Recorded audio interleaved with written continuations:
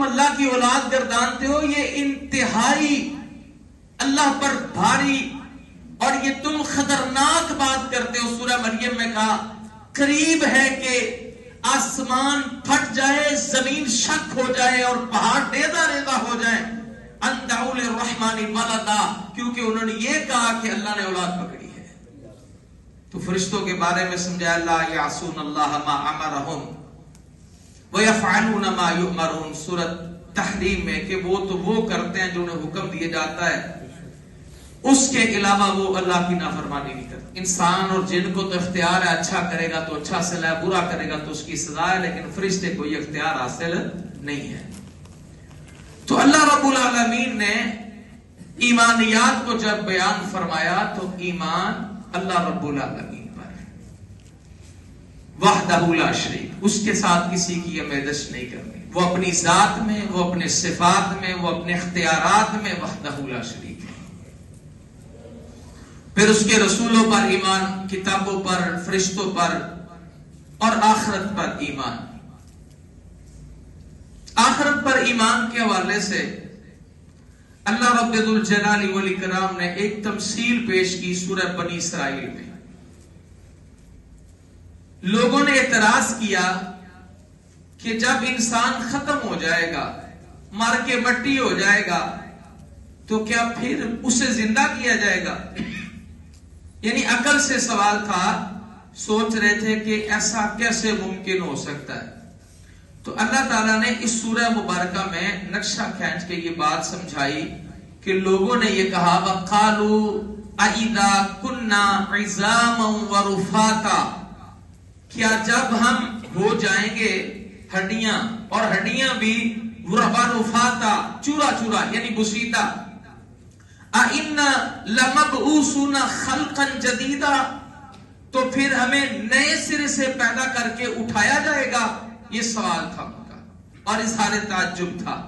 اللہ کہتے ہیں قل, آپ کہہ دیجئے, کونو تم ہو جاؤ, حجارہ پتھر, او حدیدہ یا لوہا, او خلقا مما یکبر, یا کوئی اور مخلوق جنہیں تم بڑا معلوم کرتے ہو, فی صدورکم تمہارے سینوں میں, فسیقولون من یعیدنا, پھر ان قریب وہ کہیں گے کون دوبارہ لٹائے گا ہمیں.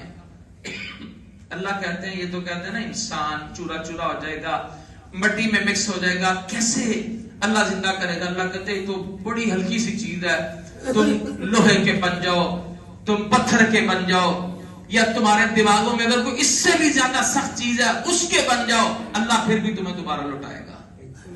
اور اللہ کہتے ہیں کہ آپ سے یہ تمسخر کے طور پر کہیں گے کہ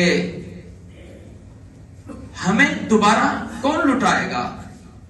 تو قل الذی, ان سے کہہ دیجئے وہی جس نے فطرکم, پیدا کیا تمہیں اول مرہ.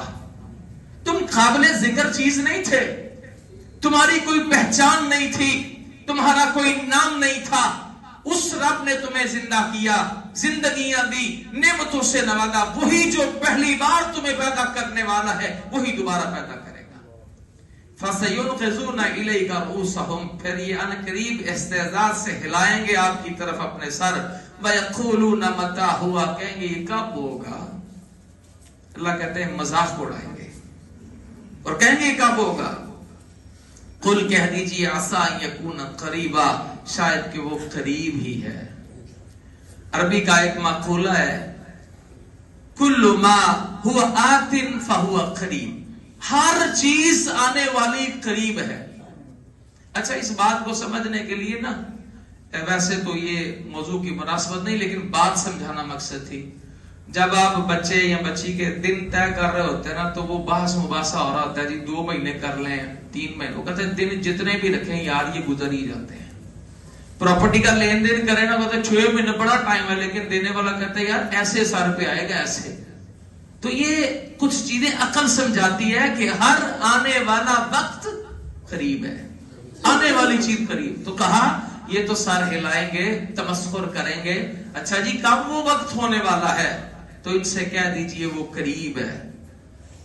یوم یدعوکم, اس دن اللہ بلائے گا تمہیں, فتستجیبون بحمدہ, تو تم اس کے حکم کی تعمیل کرو گے اور اس کی حمد کرتے ہوئے آؤ گے. وَتَظُنُّونَ إِلَّا بِسْتُمْ إِلَّا قَلِيلًا، اور اس وقت تمہیں گمان ہوگا کہ دنیا میں تو بہت تھوڑی دیر رہے ہیں. قرآن پاک میں اللہ نے کہا إِلَّا عَشِيَّةً أَوْ ضُحَاهَا، بحث کریں گے کتنی دیر ٹھہرے ہو، کہتے شام کا وقت یا چاشت کا وقت، بس اتنی دیر.